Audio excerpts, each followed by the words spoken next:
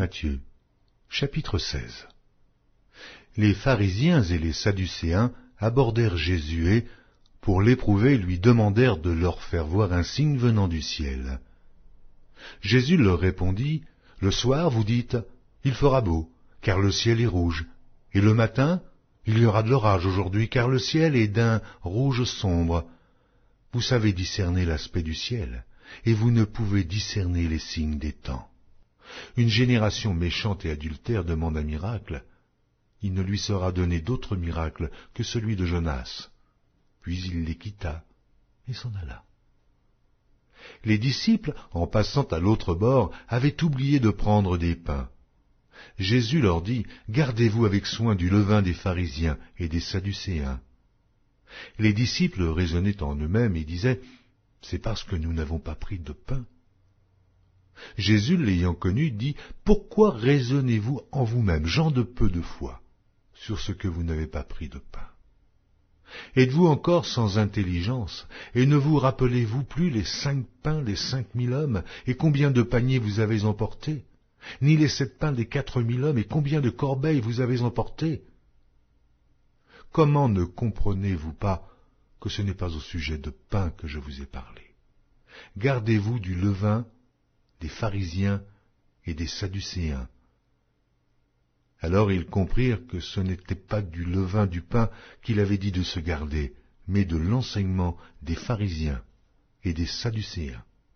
Jésus, étant arrivé dans le territoire de Césarée de Philippe, demanda à ses disciples, « Qui dit-on que je suis, moi, le Fils de l'homme » Ils répondirent, « Les uns disent que tu es Jean-Baptiste, les autres Élie, les autres Jérémie ou l'un des prophètes.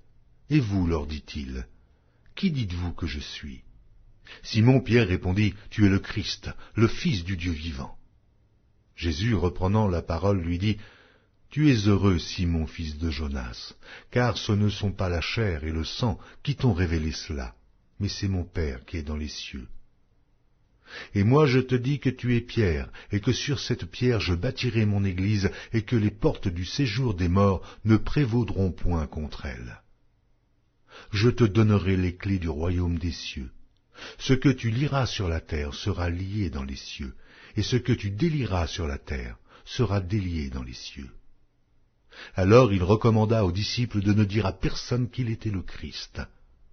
Dès lors, Jésus commença à faire connaître à ses disciples qu'il fallait qu'il allât à Jérusalem, qu'il souffrit beaucoup de la part des anciens, des principaux sacrificateurs et des scribes, qu'il fut mis à mort et qu'il ressuscita le 3e jour.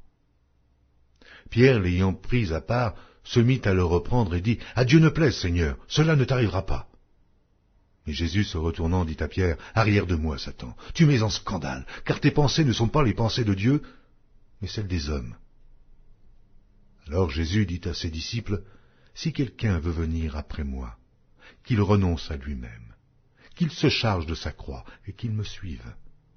Car celui qui voudra sauver sa vie la perdra, mais celui qui la perdra à cause de moi la trouvera. Et que servirait-il à un homme de gagner tout le monde s'il perdait son âme? Ou que donnerait un homme en échange de son âme?